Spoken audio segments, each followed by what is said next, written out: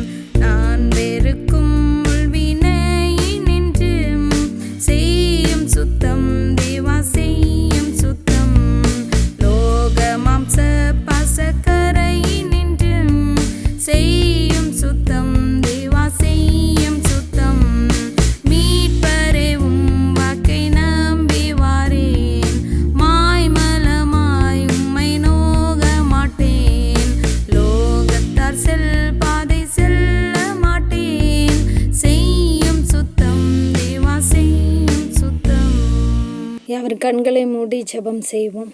நேற்றும் இன்றும் என்று மாறாமல் ஜீவித்து வழி நடத்துகிறதான எங்கள் திரியேக தந்தையே, உம்மை துதிக்கிறோம் அப்பா. உம்மை ஸ்தோதரிக்கிறோம் ஸ்தோதரிக்கிறோம் ஸ்தோதரிக்கிறோம் ராஜா. அல்பாவும் ஒமேகாவும் ஆதியும் அந்தவுமானவரே, உம்மை துதிக்கிறோம் தகப்பனே. உம்மை ஸ்தோதரிக்கும் அப்பா. அப்பா, பெரிதான கிருபையை என் தேவனீர் எங்களுடைய வாழ்விலே தந்தீரே, அதற்காக உமக்கு நன்றி ராஜா. இந்த காணொலி மூலமாக தகப்பனே உம்மை பறைசாற்றும்படியான பெரிதான கிருபைகள்னாலே என் தேவனீர் எங்களை முடிசூட்டி வருகிறீரே, அதற்காக உமக்கு நன்றி செலுத்துகிறோம் ராஜா. உம்மை ஸ்தோதரிக்கிறோம் ராஜா.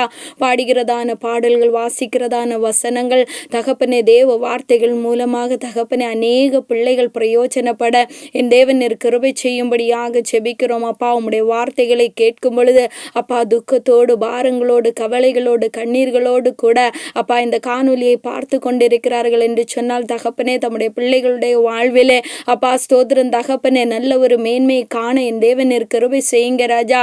அப்பா, சத்தியத்தை அறிவீர்கள், சத்தியம் உங்களை விடுதலையாக்கும் என்று சொன்ன வார்த்தையின்படியே அப்பா உம்முடைய சத்தியத்தின் மூலமாக தகப்பனே உம்முடைய பிள்ளைகளுடைய வாழ்விலே அற்புதங்கள் நடக்க என் தேவனீர் கிருபை செய்யும்படியாக ஜெபிக்கிறோம் அப்பா. தென்கிழக்கு தகப்பனே, இந்திய தென்கிழக்கு மாகாணத்தை உம்முடைய கருத்தில் தருகிறோம் ராஜா. அப்பா, பணிபுரிகிறதான ஐயாமார்களுக்காக, அம்மாமார்களுக்காக, ஒவ்வொரு ஸ்டாஃப்களுக்காக நாங்கள் ஜெபிக்கிறோம் ராஜா. அப்பா ஸ்தோத்திரம் தகப்பனே, ஒவ்வொருவரையும் என் தேவனீர் ஆசீர்வதிங்க ராஜா. எங்களுடைய மாகாணத்தில் என்னென்ன தேவைகளோ அப்பா ஸ்தோத்திரம் தகப்பனே, எல்லா தேவைகளும் சந்திக்கப்பட என் தேவனீர் கிருபை செய்யும்படியாக ஜெபிக்கிறோம் அப்பா ஸ்தோத்திரம் தகப்பனே. இந்த கம்யூனிட்டியில பணிபுரிகிறதான உம்முடைய பிள்ளைகளுக்காக ஜெபிக்கிறோம் ராஜா.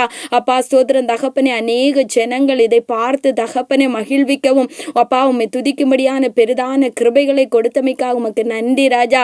இவர்கள் மூலமாக தகப்பனே இதற்கென்று யார் யார் பிரயாசப்படுகிறார்களோ ஒவ்வொரு பிள்ளைகளையும் என் தேவனீர் ஆசீர்வதிக்கும்படியாக ஜெபிக்கிறோம் அப்பா. இதற்கென்று தகப்பனே என்னென்ன தேவைகள் இருக்கிறதோ எல்லா தேவைகளும் சந்திக்கப்படட்டும் ராஜா. இந்த ஆராதனை என் தேவனீர் ஆசீர்வதி. இங்க துவக்கம் முதல் முடிவு வரை உம்முடைய பிரசன்னம் ஒவ்வொருவர் மேலும் தங்கி இருக்கும்படியாக ஜெபிக்கிறோம். அவற்றை உம்முடைய பாதத்தில் தருகிறோம். இப்பமுள்ள ஜெபங்கள் எங்கள் நல்ல பிதாவே. ஆமேன் ஆமேன். யாவோடைய ஜெபமாக நம் கர்த்தருடைய ஜெபத்தை பயபக்தியாக ஏறெடுப்போம். பரமண்டலங்களில் இருக்கிற எங்கள் பிதாவே, உம்முடைய நாம பரிசுத்தப்படுவதாக, உம்முடைய ராஜ்யம் வருவதாக, உம்முடைய சித்தம் பரமண்டலத்திலே செய்யப்படுவது போல பூமியிலும் செய்யப்படுவதாக. எங்களுக்கு வேண்டிய ஆகாரத்தை இன்று எங்களுக்கு தாரும். எங்கள் கடனாளிகளுக்கு நாங்கள் மன்னிக்கிறது போல எங்கள் கடன்களை எங்களுக்கு மன்னியும். எங்களை சோதனைக்குள்பட பண்ணாமல் தீமையின்றி ரட்சித்துக் கொள்ளும். ராஜ்யம் வல்லமையும் மகிமையும் என்றென்றேக்கும் உடையவைகளே. ஆமென். வாசிக்கும்படியாக கொடுக்கப்பட்டுள்ள வேத பகுதி யாக்கோபு 4ஆம் அதிகாரம் 5 முதல் 10 வரை உள்ள வசனங்கள். யாக்கோபு 4ஆம் அதிகாரம் 5 முதல் 10 வரை உள்ள வசனங்கள். நம்மில் வாசமாயிருக்கிற ஆவியானவர் நம்மிடத்தில் வைராக்கிய வாஞ்சியாய் இருக்கிறார் என்று வேத வாக்கியம் வீணாய் சொல்லுகிறதென்று நினைக்கிறீர்களா? அவர் அதிகமான கிருபை அளிக்கிறாரே. ஆதலால் தேவன் பெருமை உள்ளவர்களுக்கு எதிர்த்து நிற்கிறார், தாழ்மை உள்ளவர்களுக்கோ கிருபை அளிக்கிறார் என்று சொல்லி இருக்கிறது. ஆகையால் தேவனுக்கு கீழ்ப்படிந்திருங்கள், பிசாசுக்கு எதிர்த்து நில்லுங்கள், அப்பொழுது அவன் உங்களை விட்டு ஓடி போவான். தேவனிடத்தில் சேருங்கள், அப்பொழுது அவர் உங்களிடத்தில் சேருவார். பாவிகளே, உங்கள் கைகளை சுத்திகரியுங்கள், இருமாப்புள்ளவர்களே, உங்கள் இருதயங்களை பரிசுத்தமாக்குங்கள். நீங்கள் துயரப்பட்டு துக்கித்து அழுங்கள். உங்கள் நகைப்பு துக்கிப்பாகவும் உங்கள் சந்தோஷம் சஞ்சலமாகவும் மாறக்கடவது. கர்த்தருக்கு முன்பாக தாழ்மைப்படுங்கள், அப்பொழுது அவர் உங்களை உயர்த்துவார். ஆமென். தேவன் தாமே வாசித்த திருவசன பாகங்களால் நாம் ஒவ்வொருவரையும் ஆசீர்வதித்து வழி நடத்துவாராக. ஆமென். ஹல்லேலூயா. கர்த்தருடைய பரிசுத்த நாமம் மகிமைப்படுவதாக. ஆண்டவர் இரட்சகருமாயிருக்கிற இயேசு கிறிஸ்துவின் நாமத்தினாலே மறுபடியுமாக நான் உங்களை வாழ்த்தி வரவேற்றுக் கொள்கிறேன். சங்கீதம் சற்று நேர தியானத்துக்காக தெரிந்து கொண்ட வேத பகுதி சங்கீதங்களின் புஸ்தகம் 65வது சங்கீதம், அதனுடைய 2வது வசனத்தை நான் வாசிக்கிறேன். ஜெபத்தை கேட்கிறவரே, மாம்சமான யாவரும் உம்மிடத்திலே வருவார்கள். ஹல்லேலூயா. கிறிஸ்துவுக்குள் அன்பின் தேவ பிள்ளைகளை, வேதம் தெளிவாக சொல்லுகிறது, ஆண்டவர் ஜெபத்தை கேட்கிற தேவனாயிருக்கிறார். ஆகார் ஆண்டவருக்கு ஒரு பெயரை கொடுக்கிறார், நீர் என்னை காண்கிற தேவன் என்று. இங்கே சங்கீதக்காரன் சொல்லும் போதும் ஜெபத்தை கேட்கிறவர் என்று சொல்லி அங்கே தெளிவாக அவர் சொல்லுவதை நாம் பார்க்க முடிகிறது. இன்றைக்கு அருமையான தேவ பிள்ளைகளே, அதிகமான போராட்டத்தோடு கூட ஒரு ஆறுதலோடு கூட காத்து கொண்டிருக்கிற பிள்ளைகள் அதிகமாக முக்கியத்துவம் கொடுப்பது இந்த ஜெபத்திற்காக தான். இந்த ஜெபத்திலே நாம் கேட்கும் போது தேவ சமூகத்திலே பெற்றுக்கொள்கிறோம் என்கிறதான ஒரு விசுவாசத்தோடு கூட நாம் தேவ சமூகத்திலே காத்திருக்கிறோம். அதனால்தான் சங்கீதக்காரன் தெளிவாக சொல்கிறார், ஜெபத்தை கேட்கிற ஆண்டவர் நம்முடைய ஆண்டவர் என்பதை நீங்கள் மறந்துவிடக்கூடாது. ஏசாயா 59ஆம் அதிகாரம் 1வது வசனம் சொல்லுகிறது, கேட்க கூடாதபடிக்கு அவருடைய செவி மந்தமாகவும் இல்லை என்று வேதம் சொல்லுகிறது. அருமையான தேவ பிள்ளைகளை, இந்த ஆன்லைன் மூலமாக கேட்டுக்கொண்டிருக்கிற தேவ பிள்ளைகளா இருந்தாலும் சரி, நீங்கள் ஒருவேளை ஜெபத்திலே நீங்கள் அநேக காரியத்தை நீங்கள் கேட்டுக்கொண்டிருக்கலாம்.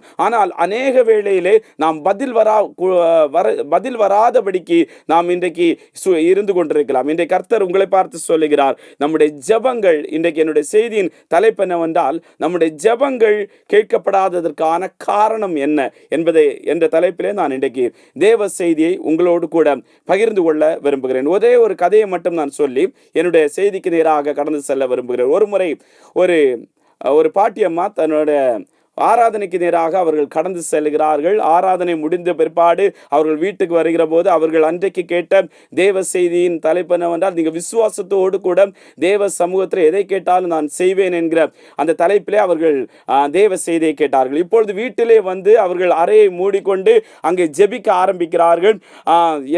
அவர்கள் ஜெபித்து முடித்த பிற்பாடு அவர்களுடைய வீட்டிற்கு உள்ளாக அவருடைய பேர பிள்ளை என்ன செய்கிறான் என்றால், அவர் வீட்டுக்குள்ளாக அவன் வருகிற போது இப்பொழுது இந்த அம்மா எதற்காக ஜெபித்தார்களோ அந்த நோக்கத்தை அந்த பேர பிள்ளையோடு கூட பகிர்ந்து கொள்கிறார். நம்முடைய வீட்டிற்கு முன்பதாக ஒரு பெரிய பாறை ஒன்று இருந்தது, அது அங்கே இருக்கிறதா என்று சொல்லி அந்த பேர பிள்ளையிடம் அவர் கேட்டார்களாம். உடனே அந்த பேர பையன் சொன்னானாம், அந்த பாறை அங்கேதான் இருக்கிறது என்று சொல்லி.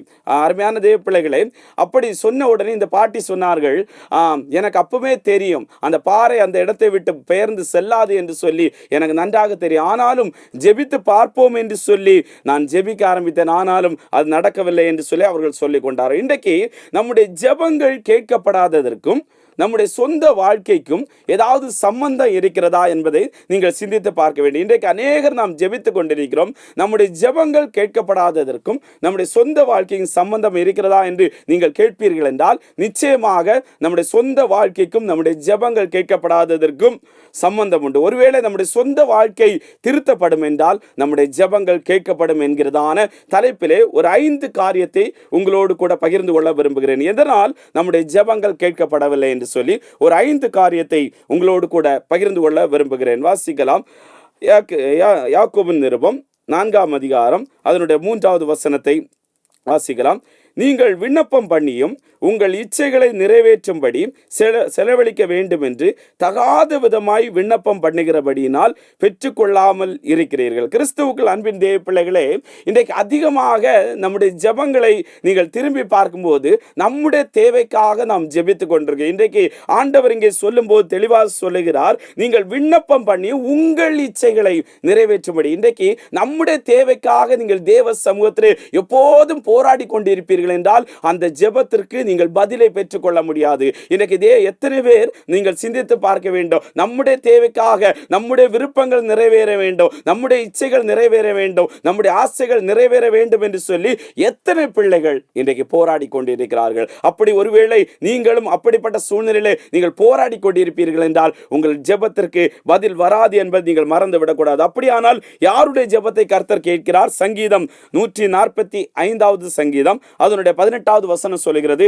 தம்மை நோக்கி கூப்பிடுகிற யாவருக்கும் உண்மையாய் தம்மை நோக்கி கூப்பிடுகிற யாவருக்கும் கர்த்தர் சமீபமாய் இருக்கிறார். அருமையான தேவ பிள்ளைகளே, உண்மையாக நீங்கள் தேவ சமூகத்திலே கூப்பிடும் போது கர்த்தர் உங்களுடைய ஜெபத்தை கேட்பார் என்று சொல்லி வேதம் சொல்லுகிறது. 2வது, நம்முடைய ஜெபங்கள் ஏன் கேட்கப்படவில்லை? சங்கீதம் 66வது சங்கீதம் 18வது வசனம் இவ்விதமாக சொல்லுகிறது, என் இருதயத்தில் அக்கிரம சிந்தை கொண்டிருந்தேனேயானால் ஆண்டவர் எனக்கு செவி கொடார் என்று. ஒருவேளை நீங்கள் அக்கிரம சிந்தையோடு கூட பாவ எண்ணத்தோடு கூட நீங்கள் தேவ சமூகத்திலே நீங்கள் போராடி கொண்டிருப்பீர்கள் என்றால் உங்களுடைய ஜெபத்திற்கு நீங்கள் பதிலை பெற்றுக்கொள்ள முடியாது. அதனால்தான் நீதிமொழியில் சொல்லப்படுகிறது, தன் பாவங்களை மறைக்கிறவன் வாழ்வடைய மாட்டான், அதை அறிக்கை செய்து விட்டு விடுகிறவனோ இரக்கம் பெறுவான் என்று சொல்லி வேதம் சொல்கிறது. அப்படியானால் இன்றைக்கு 2வது, நம்முடைய பாவத்தோடு நாம் தேவ சமூகத்திலே போராடுகிற எந்த ஜெபத்திற்கும் நாம் பதிலை பெற்றுக்கொள்ள முடியாது என்பதை நீங்கள் மறந்துவிடக்கூடாது. இதை கேட்டுக்கொண்டிருக்கிற தேவ பிள்ளைகளே, ஒருவேளை நீங்களும் கூட பாவத்தோடு தேவ சமூகத்திலே நீங்கள் போராடி கொண்டிருப்பீர்கள். முதலாவது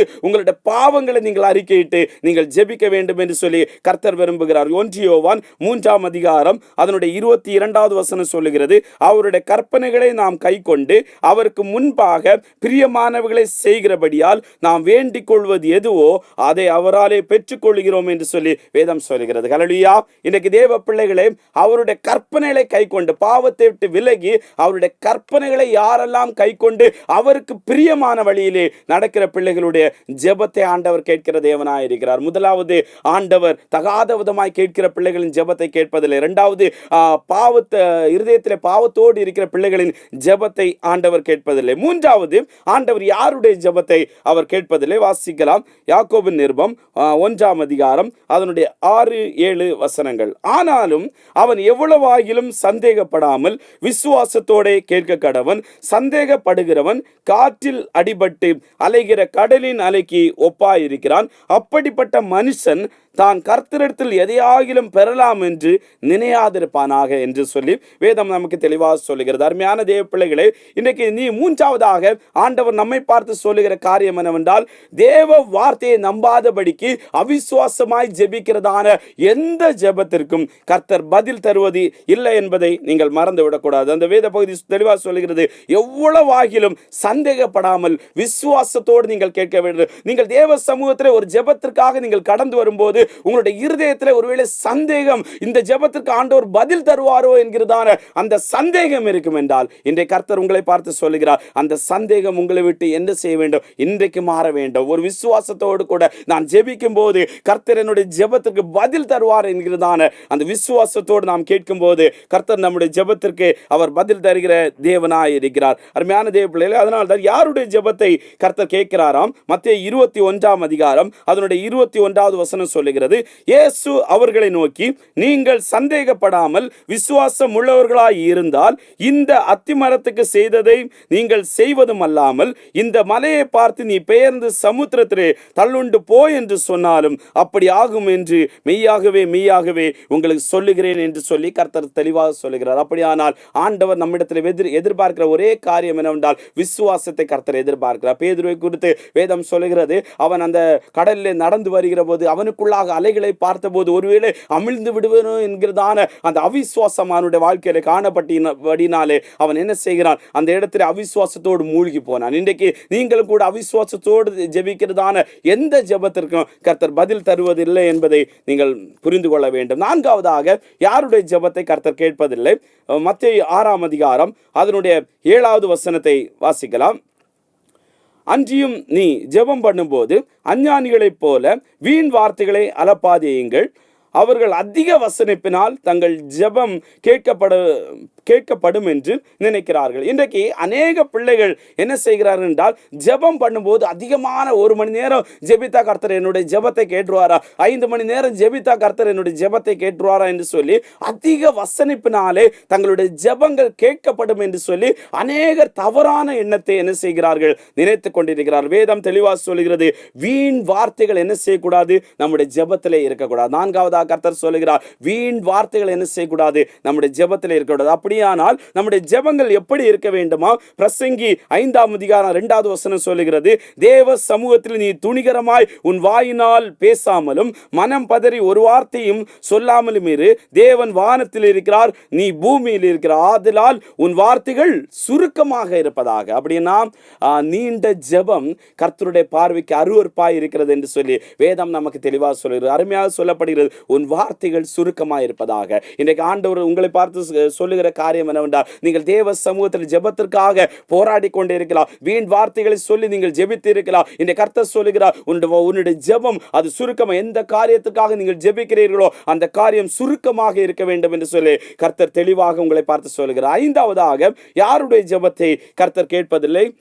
நீதிமொழிகள் 28 அதிகாரம் அதனுடைய 9வது வசனம் இவ்விதமாக சொல்லுகிறது, வேதத்தை கேளாதபடிக்கு தன் செவியை விலக்கிறவனுடைய ஜெபமும் அருவருப்பானது. ஒருவேளை ஆலயத்துக்கு இன்றைக்கு ஆலயத்தை செல்கிற அநேக பிள்ளைகள் அந்த காணிக்கை ஜெபத்துக்கு பிற்பாடு அவர்கள் என்ன செய்வதில்லை? ஆலயத்தில் இருப்பதில்லை. இன்றைக்கு ஆண்டவர் உங்களை பார்த்து சொல்லுகிற காரியம் என்னவென்றால், சத்தியத்தை கேட்பதற்கு உங்களுடைய செவியை நீங்கள் என்ன செய்ய வேண்டும்? சாய்க்கிற பிள்ளைகளாக இருக்க வேண்டும். இன்றைக்கு எத்தனை பிள்ளைகள் சத்தியத்திற்கு நம்முடைய செவிகளை நாம் சாய்க்கிறோம் என்பது நீங்கள் சிந்தித்து பார்க்க வேண்டும். இந்த ஆன்லைன் மூலமாக இன்றைய சத்தியங்கள் இன்றைக்கு பிரசங்கிக்கப்படுகிறது. ஒவ்வொரு படைஸ்தலத்தின் மூலமாக சத்தியங்கள் பிரசங்கிக்கப்படுகிறது. ஆனால் நாம் கேட்கிறோமா என்பதை நீங்கள் சிந்தித்து பார்க்க வேண்டும். ஒருவேளை வேதத்தை கேளாதபடிக்கு ஒரு மனுஷன் ஜெபித்துக் கொண்டிருப்பான் என்றால் அவனுடைய ஜெபங்கள் கேட்கப்படுவதில்லை என்பதை நீங்கள் மறந்து விடக்கூடாது. யாருடைய ஜெபத்தை ஆண்டவர் கேட்கிறார் என்றால், வேதம் தெளிவாக சொல்லுகிற நீதிமொழிகள் 15 அதிகாரம் 29வது வசனம், துன்மார்க்கருக்கு கர்த்தர் தூரமாக இருக்கிறார், நீதிமான்களுடைய ஜெபத்தையோ கர்த்தர் கேட்கிறார். ஹல்லேலூயா. இன்றைக்கு தேவ பிள்ளைகளே, அவன் நீதிமான்களுடைய ஜெபத்தை கர்த்தர் கேட்கிற ஆண்டவராய் இருக்கிறார். ஆண்டவருடைய வார்த்தைக்கு கீழ்ப்படிந்து, ஆண்டவருடைய வசனத்துக்கு கீழ்ப்படிந்து, அவருடைய சத்தியத்தை கேட்டு ஒரு நீதிமானாய் இருக்கிற தேவ பிள்ளைகளை கர்த்தர் சொல்லுகிறார், அவர்களுடைய ஜெபத்தையோ கர்த்தர் கேட்கிறார் என்று சொல்லி வேதம் நமக்கு தெளிவாக சொல்லுகிறது. கடைசியாக 1 பேதுரு 3 அதிகாரம் அதனுடைய 7வது வசனம் இவ்விதமாக சொல்லுகிறது, அந்தபடி புருஷர்களே, மனைவியானவள் பலவீன பாண்டமாய் இருக்கிறபடியால் உங்கள் ஜெபங்களுக்கு தடைவராதபடிக்கு நீங்கள் விவேகத்தோடு அவர்களோடு வாழ்ந்து உங்களுடனே கூட அவர்களும் நித்திய ஜீவனாகிய கிருபையை சுதந்திரித்து கொள்ளுகிறவர்கள் ஆனபடியால் அவர்களுக்கு செய்ய வேண்டிய கனத்தை நீங்கள் செய்யுங்கள் என்று சொல்லி வேதம் சொல்லுகிறது. அப்படின்னா ஜெபங்களுக்கு தடை வராதபடிக்கு கணவன் மனைவியாக நாம் என்ன செய்ய வேண்டும்? ஒரு ஐக்கியமாக நாங்கள் வாழ வேண்டிய ஒரு வாழ்க்கையை நாம் வாழ வேண்டும். அதுதான் வேதம் சொல்லுகிறது. ஒரு கரிசனையோடு கூட, ஒரு புரிந்து கொள்ளுதலோடு கூட, ஒரு அன்போடு கூட கணவன் மனைவியாக சேர்ந்து நீங்கள் தேவ சமூகத்தில் ஜெபிக்கிற ஜெபத்திற்கு நிச்சயமாக பதில் உண்டு என்பதை நீங்கள் மறந்துவிடக்கூடாது. அருமையான தேவ பிள்ளைகளை, ஒரே ஒரு கதையை மட்டும் நான் சொல்லி நான் என்ற செய்தியை நிறைவுக்கு கொண்டு வர நான் விரும்புகிறேன். ஒரு முறை ஒரு கணவர் ஒரு மனைவியாக அவர் வாழ்ந்து வந்தார்கள். இந்த கணவர் நன்றாக அவர் ரட்சிக்கப்படாத ஒரு மனிதன், நன்றாக குடிப்பழக்கம் உள்ள ஒரு மனிதன். திடீரென்பதாக என்றைக்கும் அவர் என்ன செய்வார் என்றால், அவர் தன்னுடைய வீட்டிற்கு வருகிற போது மதுபானத்தையும் வாங்கி கொண்டு வருவார். கூடவே ஏதாவது ஒரு இறைச்சியை எடுத்து கொண்டு வந்து தன்னுடைய மனைவியினிடம் கொடுப்பார். கொடுத்து இதை ஏதாவது சமைத்து கொண்டு வா என்று சொல்லி, நான் மதுபானத்தை குடிக்க வேண்டும் என்று சொல்லுவார். உடனே இந்த ரட்சிக்கப்பட்ட இந்த மனைவி என்ன செய்வார், அதை சமைத்து கொண்டு வந்து அந்த கணவரிடத்திலே கொடுத்து விட்டு அவளும் அவர் ரூமிலே சென்று விடுவார். இதை பார்த்து கொண்டது கணவர், என்னுடைய மனைவி ஆலயத்துக்கு ஒழுங்காக சென்றுகிறார், ஆனால் நான் மதுபானத்தை அருந்துவதற்கு எனக்கு குடிப்பதற்கான எல்லா வசதியை அவள் செய்து தருகிறார்களே, அவள் என்ன செய்கிறாள் என்று சொல்லி பார்க்க வேண்டும் என்று சொல்லி ஒரு முறை என்ன செய்கிறார், தன்னுடைய நண்பரோடு கூட இல்லத்துக்கு வந்தவர் அவர் அந்த தான் கொண்டு வந்த அந்த கறியை இறைச்சியை என்ன செய்கிறார், தன்னுடைய மனைவியினிடத்தில் கொடுத்து அதை பொரித்து கொண்டு வர சொன்ன உடனே அவளும் கொண்டு வந்து முன்பதாக வைக்கிறார். இப்பொழுது நடந்த சம்பவம் என்னவென்றால், இப்பொழுது அந்த மனைவி வைத்து விட்டு அவள் போய் விடுகிறார். உடனே இந்த கணவர் என்ன செய்கிறார், தன்னுடைய மனைவி அப்படி எங்கேதான் செல்லுகிறான் என்று சொல்லி பின்பதாக சென்று அவர் பார்க்கிற போது நடந்த சம்பவம் என்னவென்றால், தன்னுடைய மனைவி அந்த அறையிலே சென்று அவள் தன்னுடைய கணவருக்காக கதறி அழுது கொண்டு அவள் ஜெபித்துக் கொண்டிருந்தாளாம். ஹல்லேலூயா. இன்றைக்கு தேவ பிள்ளைகளே, அன்றைக்கு அந்த மனைவியினுடைய அந்த ஜெபத்தை அவர் கண்ணீரோடு பார்த்த அந்த மனிதர் அன்றைக்கு மதுபானத்தை விட்டவர் தான் இன்றைக்கு ஊழியம் செய்து கொண்டிருக்கிறார். ஹல்லேலூயா. இன்றைக்கு ஆண்டவருடைய பிள்ளைகளை, இன்றைக்கு கணவன் மனைவியாக ஒரு புரிந்து கொள்ளுதலோடு கூட ஒரு ஐக்கியத்தோடு கூட நாம் இருக்கிற போது கர்த்தர் நம்முடைய ஜெபத்தை கேட்பார் என்பதை நீங்கள் மறந்து விடக்கூடாது. அப்போ 5 காரியத்தை குறித்து, ஒரு 6 காரியத்தை குறித்து நாம் இன்றைக்கு பார்த்தோம். முதலாவது, யாருடைய ஜெபத்தை கர்த்தர் கேட்பதில்லை, தகாத விதமாய் கேட்கிறவருடைய ஜெபத்தை கர்த்தர் கேட்பதில்லை. இரண்டாவது, இருதயத்தில் பாவத்தோடு கூட தேவ சமூகத்தில் ஜெபிக்கிறவரின் ஜெபத்தை கர்த்தர் கேட்பதில்லை. மூன்றாவது, தேவ வார்த்தையை விசுவாசிக்காதபடிக்கு இருக்கிறவருடைய ஜெபத்தை கர்த்தர் கேட்பதில்லை. நான்காவது, வீண் வார்த்தைகளை பேச ஜெபத்தில் கேட்பவர்களினுடைய ஜெபத்தை கர்த்தர் கேட்பதில்லை. ஐந்தாவதாக, தேவ வார்த்தைக்கு கீழ்ப்படியாதபடிக்கு இருக்கிறவருடைய ஜெபத்தை கர்த்தர் கேட்பதில்லை. கடைசியாக, பொறுப்பற்ற உறவுகள் மூலமாக நாம் ஜெபிக்கிற ஜெபங்களுக்கு கர்த்தர் கேட்பதில்லை என்பதை நீங்கள் மறந்துவிடக்கூடாது. கடைசியாக வாசிக்கலாம், சங்கீதங்களின் புஸ்தகம் 65வது சங்கீதம் 2வது வசனம் சொல்கிறது, ஜெபத்தை கேட்கிறவரே மாம்சமான யாவரும் உம்மிடத்தில் வருவார். உம்மை பின்